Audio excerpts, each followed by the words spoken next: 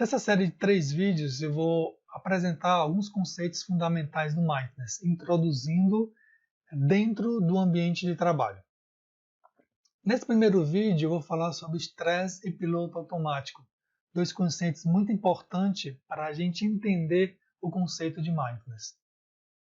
Então imagine, por exemplo, que você acorda já com a lista do dia todo de trabalho pipocando na cabeça. Isso vai gerar um estresse para você, um desconforto.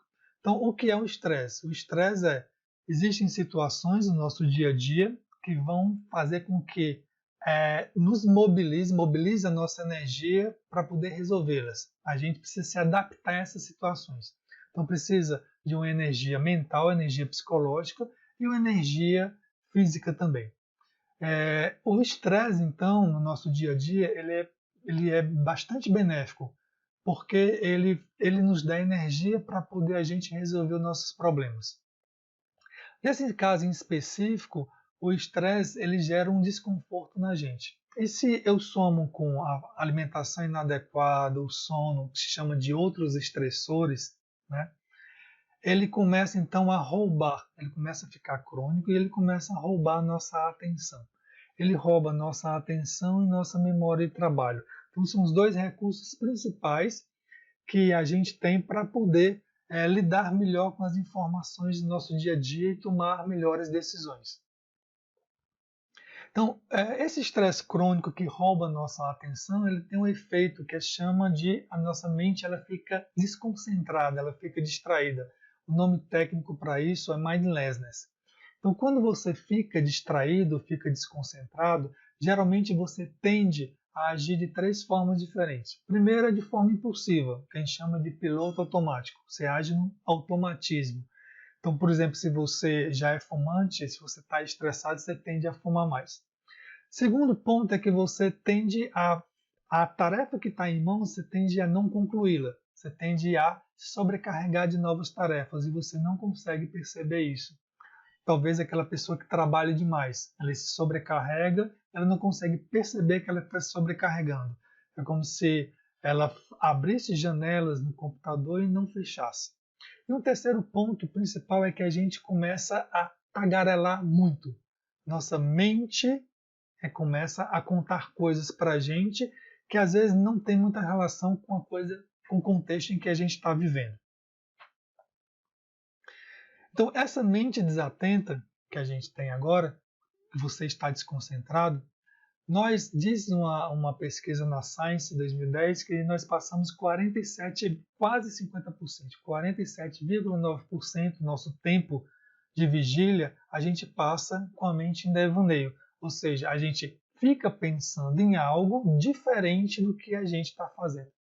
Então, esse fato da gente estar numa tarefa, você, por exemplo, está vendo uma sessão de mediação e de conciliação. Você fica distraído com facilidade dentro dessa tarefa, você perde produtividade, você fica 21% menos produtivo. Tá? E essa mente desatenta, ela traz mais preocupações para vocês, porque as associações de pensamentos elas começam a ficar mais fortes e principalmente carregadas emocionalmente. E aí você, com a mente cheia, você toma decisões de forma ineficaz, de decisões que não seriam interessantes para aquele momento que você está vivendo.